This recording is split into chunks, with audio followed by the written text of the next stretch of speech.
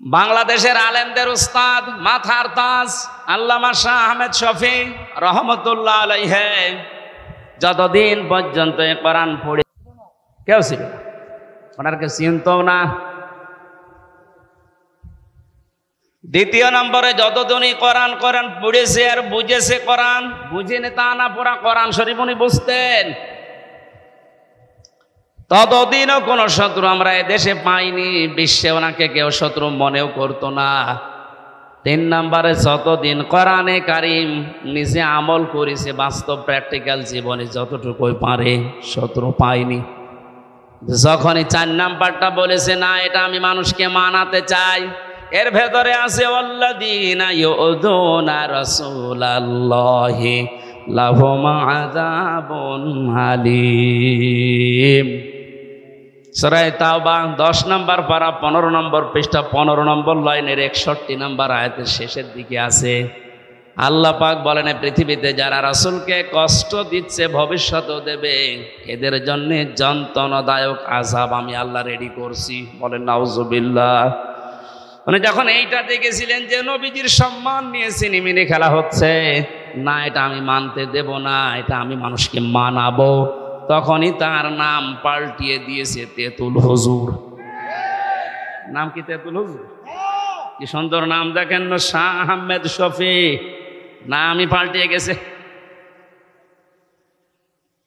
নবীজির হাদিসের দ্বিতীয় পয়েন্টে কিন্তু এইটাই ছিল, কোরআন যদি এই চারটা শর্ত অনুযায়ী আপনি পড়তে পারেন, ফাস্তাজাহারাহু, এবং কোরআনকে যদি এজহার করা, স্পষ্ট করা, বিজয় করার জন্য আপনি চিন্তা ভাবনা থাকে, আপনার কর্ম থাকে, তাহলে হালালকে হালাল আপনি মানতে পারবেন আর হারামকে হারাম মেনে চলতে পারবেন।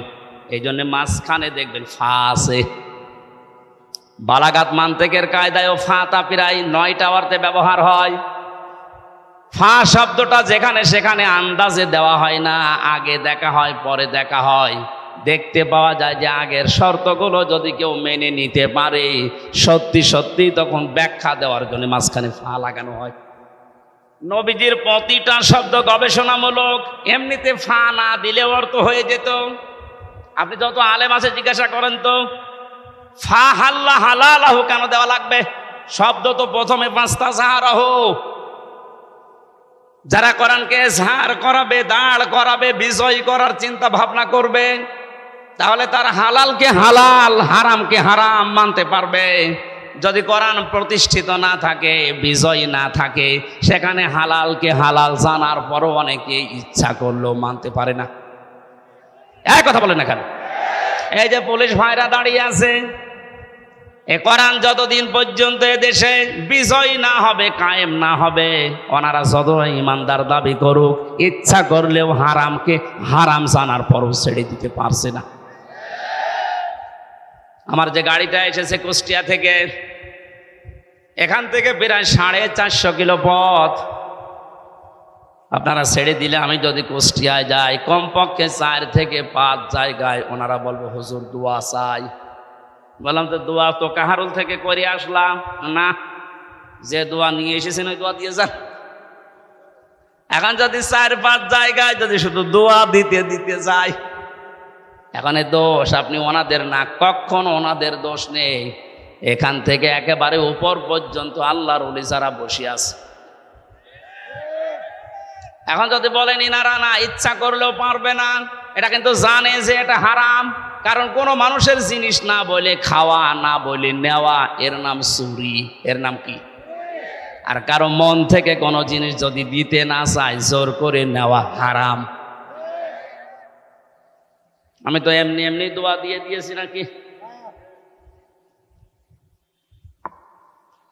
এখানে কোরআন যদি এজহার না থাকে, কায়েম না থাকে, আপনি ইচ্ছা করলেও হারামকে হারাম জানার পরও ছেড়ে দিতে পারবেন না। আপনাকে বাধ্য করবে ওই পরিবেশ।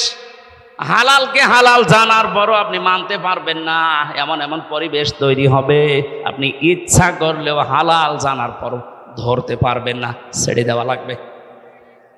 নবীজির শব্দটা চয়ন দেখেছেন যারা কোরআন পড়ে আর কোরআনকে প্রতিষ্ঠিত করা, দাঁড় করা, বিজয় করার চিন্তা ভাবনা করে দুনিয়ায়, তারা হালালকে হালাল জেনে মানতে পারে, হারামকে হারাম জেনে মানতে পারে। আল্লাহ পাক যেন তাকে জান্নাতে প্রবেশ করিয়েই দিয়েছে, করাবে তা না।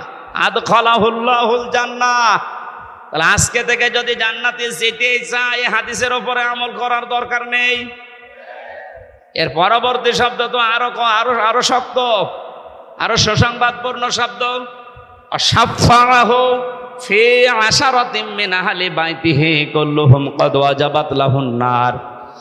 নবীজি বলেন তাকে তার পরিবারস্থ 10 জনের ব্যাপারে আল্লাহ সুপারিশ করার ক্ষমতা দেবেন, যাদের জন্য জাহান্নামে যাওয়া ওয়াজিব হয়ে গিয়েছিল। এ বিশাল সুসংবাদ আল্লাহ তাদেরকে দেবেন। এ হাদিসের এই 4টা পয়েন্টে যারা দুনিয়ায় মেনে চলবে, আল্লাহ আমি সহ প্রত্যেককে প্র্যাকটিক্যাল লাইফে মেনে চলার তৌফিক ভিক্ষা দাও, বলেন আমিন। শর্ত পেয়েছি হাদিসের প্রথম অংশে 4টা, যদি কেউ পূরণ করতে পারে।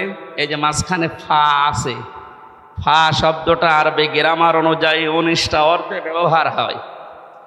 তার 3 নাম্বার অর্থ হচ্ছে আগে বর্ণনা করা কোনো বিষয় যদি আপনি মানতে পারেন, পরের বিষয় আল্লাহ আপনার উপরে কার্যকারী করবেই। প্রথমগুলো একটা একটা করে দেখি তো। যে ব্যক্তি কোরআন পড়ে কি করে? বললাম না, জবাব দেবেন। কোরআন পড়া বলতে আমরা যেটা বুঝি এই যে শুদ্ধ করে পড়লাম, এখন হয়তো বাংলা অর্থটা শুনবো জানবো, এইটা নাকি? না।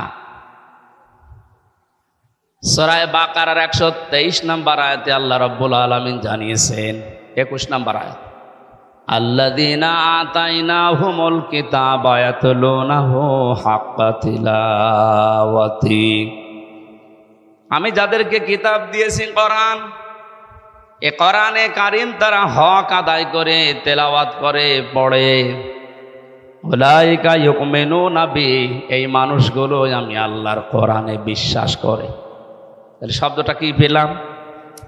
যারা কোরআন হক আদায় করে পড়ে আল্লাহর ভাষায়, এই মানুষগুলোই কোরআনে বিশ্বাসী। ওমা ইয়াকফুর বিহি ফাউলাইকা হুমুল খাসিরুন। যারা হক আদায় করে পড়ে না, এ কোরআন তারা অস্বীকার করে, বিশ্বাস করে না, এই মানুষগুলো ক্ষতিগ্রস্ত। এটা বাংলা অর্থে আমরা পেলাম যে কোরআন বিশ্বাস করার জন্য এটা হক আদায় করে পড়া শর্ত। এখন হক আদায় কি? যতগুলো তাফসির আছে হক আদায় করে পড়ার ব্যাপারে মুফাসসিরিন ইকরাম 4টা শর্ত লাগিয়েছেন। কেউ যদি কোনো বিষয় পড়তে চায় আর যদি বলে আমি হক আদায় করে পড়ব, কয়টা শর্ত মানা লাগবে? 1 নম্বরে ওইটা পড়তে হবে শুদ্ধভাবে, অশুদ্ধ পড়লে অর্থ পাল্টিয়ে যাবে। তাহলে যে কোনো বিষয় কেউ যদি পড়ে, কিভাবে পড়া লাগে বলেন না কেন? 2 নম্বরে পড়লেই হবে না, ওইটা পড়তে হলে আপনাকে আগে বোঝা লাগবে যে আমি কি পড়ছি। আমি ক্লাস 2তে না 3তে একটা ছোট বাচ্চাকে পড়াতাম, ওই সময় যখন 9-10-এ পড়তাম। ওরে পড়াচ্ছিলাম যে আমাদের ছোট নদী চলে বাঁকে বাঁকে। ও আমারে উল্টা প্রশ্ন করছে, স্যার যে ময়াকার দয়াকার র আমাদের লিখতে যে 4টা অক্ষর লাগে, কেন লাগে বলেন তো? ও সাদা তো আমি নিজেই জানি না। আমাদের লিখতে যে 4টা অক্ষর কেন লাগে আপনারা জানেন? এখন ও বুঝবে এর ভেতরে আসলে 4টা অক্ষর কেন লাগে, এরপরে ছোট নদী আমি যাব। আগে বলেন আমাদের। আমি ওই সময় হয়তো বলতে পারিনি, কিন্তু ভেবেছিলাম যে এতটুকু বাচ্চা, এখনো 6-7 বছর বয়স, আর একটা শব্দ পড়ার পরে আর এক শব্দে যেতে চাচ্ছে না, না বুঝে। কোরআন যারা আমরা পড়ি, যদি ওই বাচ্চার মতো চিন্তা ভাবনা করে পড়তাম, আমরা হক আদায় করতে পারতাম। কিন্তু এরকম মানুষ দেশে কম না বেশি? কম মানে নেই।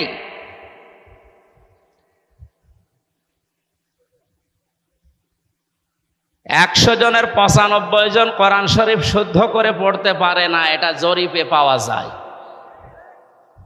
আর অর্থ বোঝার জন্য, ব্যাখ্যা বোঝার জন্য 100 জনের মাত্র 1 জনকে জরিপ পাওয়া যায়, 99 জন নেই। এই যে রিপোর্টগুলো বলছি, এই রিপোর্টগুলো কি সুখবর বয়ে আনছে না দুঃসংবাদ বয়ে আনছে? আল্লাহ জাতিকে যেন হেফাজত করে। আপনি কোরআন পড়তে পারেন না, ভেতরে একটু আফসোস আসে না আপনার যে আল্লাহ আমার কাছে একটা চিঠি পাঠিয়েছে, কি পাঠিয়েছে এইটা যদি আমি কোনোদিন না পড়ি না বুঝি, তা আমার বাস্তব জীবন তো পুরাটা ব্যর্থ। যারা মেয়ে লোককে ভালোবাসে, এ মেয়ে লোকের একটা চিঠি পাওয়ার পরে কত কায়দায় পড়ে, না বুঝতে পারলে দরকার হয় যে বোঝে, তার কাছ থেকে ৩-৪ বার বোঝার জন্য চেষ্টা চালায়, প্রতিটি শব্দ বুঝে বুঝে পড়ে। এ তো প্রতি শব্দ বুঝে পড়লেই সওয়াব হয় নাকি? অথচ কোরআনে কারিমের প্রতিটি শব্দ বোঝার জন্য কেউ যদি চেষ্টা চালায়, ও যদি নাও বোঝে, নবীজি জানিয়েছেন ৫০০ রাকাত নফল নামাজের সওয়াব হয়। এখানে কয়েকজন আলেম বাদ দিয়ে যারা আছি, আমি সহ, যদি জিজ্ঞাসা করা হয় পুরা কোরআনের প্রতিটি শব্দের অর্থ, শাব্দিক অর্থ জানেন, কেউ হাত তুলতে পারবে।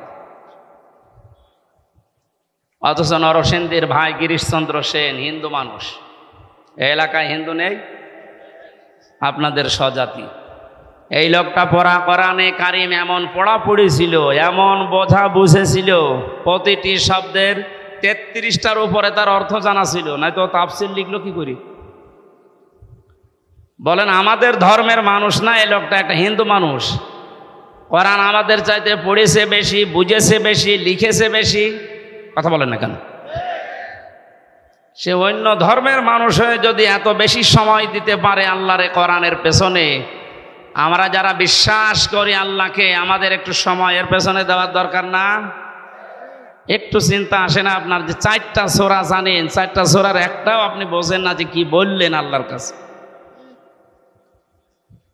হযরতে তালহা রাদিয়াল্লাহু তাআলা আনহা নামাজে দাঁড়িয়েছিলেন, পাশেই তার বাচ্চাটা খেলা করছিল, পাহাড়ি এলাকা থেকে একটা সাপ এসে বাচ্চাটাকে জড়িয়ে ফেলেছে। হযরতে তালহা নামাজে আছে, এই জন্য স্ত্রী তাকে ডাক দেন নাই। আশপাশের মানুষগুলো ডাক দিয়ে সাপটাকে মেরে বাচ্চাটাকে বিপদমুক্ত করে দাঁড়িয়ে আছে। নামাজ শেষ হয়ে গেল, জিজ্ঞাসা করলেন স্ত্রী, এত মানুষ বাড়ির ভেতরে কি করে? স্ত্রী বলে সুবহানাল্লাহ, আল্লাহু আকবার। আর যখন নামাজে ছিলেন ওই সময় পাহাড়ি এলাকা থেকে একটা সাপ এসে বাচ্চাটাকে জড়িয়ে ফেলেছিল। আপনি নামাজে আছেন, এর জন্য আমি কিছু বলি না, আশপাশের মানুষজন ডাক দিয়ে সাপটাকে আমরা মেরে ফেলেছি, বাচ্চাটাকে এখন বিপদমুক্ত করে আমরা বসে আছি। ও স্বামী, এতগুলো কাজ সব তো আপনার সামনেই ঘটছিল, একটা বারের জন্যও কি নজর আপনার ওইদিকে যায় নাই? হযরতে তালহা বলেন, স্ত্রী, আমি যখন নামাজে ছিলাম আমার মালিকের সাথে আমার কথা হচ্ছিল, আমি যখন বলছিলাম আলহামদুলিল্লাহি রাব্বিল আলামিন, আমার যে মনে হচ্ছে আমার আল্লাহ মনে হয় এ কথার জবাব আমার কানের মধ্যে শুনিয়ে দিচ্ছে। স্ত্রী নামাজে দাঁড়িয়ে আল্লাহর সাথে যখন কথা হয়, যদি মন এদিকে ওদিকে চলে যায়, ওই নামাজ আর নামাজ থাকে না। কি বুঝে পড়ছিলেন নামাজে বলেন আপনি? আমাদের তো এরকমই পড়া হয় নাকি? এখানে হক আদায় করে পড়ার ৩ নাম্বার অর্থ হচ্ছে আপনি যে জ্ঞান ওখান থেকে পাবেন, ওই প্রাপ্ত জ্ঞানের ওপরে প্র্যাকটিক্যাল লাইফে আপনি মিলাবেন, সেট করবেন। আপনি যতটুকু জানবেন অতটুকুই বাস্তব জীবনে আপনাকে সেট করা লাগবে। আপনি পড়তেছেন বসে বসে, আরো আইতাল্লাযী ইউকাযযিবু বিদ্দীন ফাযালিকাল্লাযী ইয়াদউল ইয়াতীম ওয়ালা ইয়াহুদ্দু আলা তুআমিল মিসকিন। হঠাৎ একজন ফকির, একজন ভিক্ষুক এতিম এসে আপনার কাছে সাহায্য চেয়েছে, আপনি তেলাওয়াত করছিলেন, আপনার উচিত ছিল এই তেলাওয়াতকৃত আয়াতের যে অর্থ, যে ব্যাখ্যা, যে শিক্ষা, এটা আপনাকে এই মুহূর্তে কাজে লাগানো। আল্লাহ পাক এখানে জানাতে চাইলেন, হে নবী, আপনি কি ওই সমস্ত মানুষদেরকে দেখেছেন কিয়ামত হবে এটা বিশ্বাস করে না এরকম মানুষ? নবীজি বললেন, কই, আমার সামনে যারা আছে এরা তো মনে হয় সবই কিয়ামতে বিশ্বাসী। আল্লাহ পাক এখানে কয়েকটা গুণ দিলেন, বললেন না যে মানুষগুলো ইয়েতিমের গলায় ধাক্কা দেয়, মিসকিনদেরকে খাবার দেয় না, খাবারের ব্যবস্থা করে না, উৎসাহ দেয় না মানুষকে, এরা আর যাই করুক, আমি আল্লাহ বলছে এগুলো কিয়ামত বিশ্বাস করে না। তাহলে আপনার এই আয়াতের আমল ছিল কি? আপনি যখন পড়ছিলেন, একটা ভিক্ষুক, একটা এতিম অসহায় যখন এসেছে, আপনার সাধ্য অনুযায়ী তাকে কিছু না কিছু দেওয়া, এ আয়াত তো আপনাকে তাই বলছিল। কথা বলেন না কেন? এই জন্য সাহাবায়ে কেরামের জীবন পড়লে আমরা দেখি ওনারা কোরআনে কারিম সূরা নাস আর ফালাকের 11টা আয়াত পড়তে তাদের 11 দিন 15 দিন সময় লাগতো। আর আমরা এমন মুসলমান, এ সূরা আমারে পড়তে দেন, আমি 1.5 মিনিটে শেষ করে ফেলবো। তার মানে বোঝা যাচ্ছে হযরতে ওমর কোরআনে কারিম আমার মতো পড়তে পারতো না। হ্যাঁ, সূরা নাস ফালাক ওনার 11 দিন লেগেছে, আর আমার 1.5 মিনিট লাগে। তার সাথে আমার চাইতে ওনার পড়াশোনা কম ছিল। মানে যখনই পড়তেন কুল আউযু বিরাব্বিন নাস, আগে দেখতেন আমার আল্লাহ আয়াতে আমাকে কি জানিয়েছে, আগে দেখি। প্র্যাকটিক্যাল লাইফে দেখতেন যে কই আমি তো মিলাতে পারলাম না। কুল আউযু বিরাব্বিন নাস, হে নবী আপনি বলুন আমি সাহায্য চাই মানুষের রবের কাছে। কার কাছে? মানুষের রবের কাছে আমি সাহায্য চাই। এখন রব কি? পরা কোরআনে আল্লাহ রব শব্দের অর্থ দিয়েছেন 19টা, সামারাইজ করে আমরা 5টা বেশি প্রচলন করেছি। সারা পৃথিবীতে 5টা বেশি চলে। রবের প্রধান অর্থই হচ্ছে রব মানে আইনদাতা, রব মানে রিজিক দাতা, রব মানে অভিভাবক, রব মানে উকিল। একটা একটা করে যখন মিলাতেন যে আমি আল্লাহর আইন মানতে পারি তো আমার 3.5 হাত বডির ভেতরে আল্লাহর আইন চলে কিনা দেখি তো, মাথা থেকে শুরু করে পা পর্যন্ত আগে মিলিয়ে দেখতেন কই রবের আইন তো আমার 3.5 হাত বডির ভেতরে চলে না। বিশ্বনবী মুহাম্মদুর রাসূলুল্লাহর যে চুলের কাটিং ছিল, আমাদের অনেকেরই ওই রকম চুলের কাটিং নেই। কথা বলেন না, আমরা চুল কাটি। সেলুনে যাওয়ার পরে দেখবেন ওখানে কয়েকজনের ছবি টাঙানো আছে।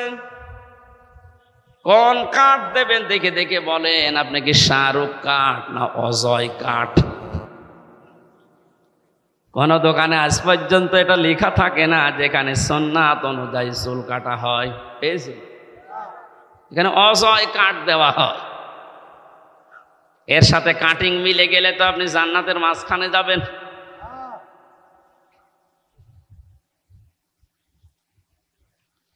মাথার পরে আপনি নিচে নামেন একটা একটা করে। মসের দিকে তাকালে আপনার মস রসুলের মতো হচ্ছে না, দাড়ির দিকে তাকালে আপনার দাড়ি রসুলের মতো হয় না। অশিক্ষিত মানুষদের কথা বাদ দিলাম, শিক্ষিত মানুষ যারা লেখাপড়া করেন, আপনি কি এটা পড়েননি যে বারবার এই ত্বকে যদি কেউ খোর লাগায়, বেরেট লাগায়, তাহলে এই ত্বক নষ্ট হয়ে যায়। 2 নম্বরে আপনার যৌন শক্তি আল্লাহ নষ্ট করে দেয়। আপনি কিছু মনে করেন না, মানে অনেককে বলছে। শিক্ষিত মানুষ আপনার এটা কেটে ফেলেন কেন? অন্তত বড় করে না রাখেন, হালকা রাখেন। এটা বারবার চাষলে যে ত্বকের ক্ষতি হয় আপনি তো জানেন, আপনি পড়েছেন, আমি জানি আপনি পড়েছেন।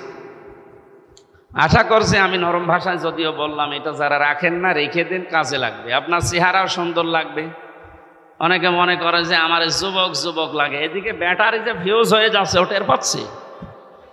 আশা করছি এটা করবেন। আপনি হালকা রাখেন, দরকার হয় যদি লজ্জা লাগে তো অন্তত শুরু করেন, দেখবেন লজ্জা কেটে যাবে।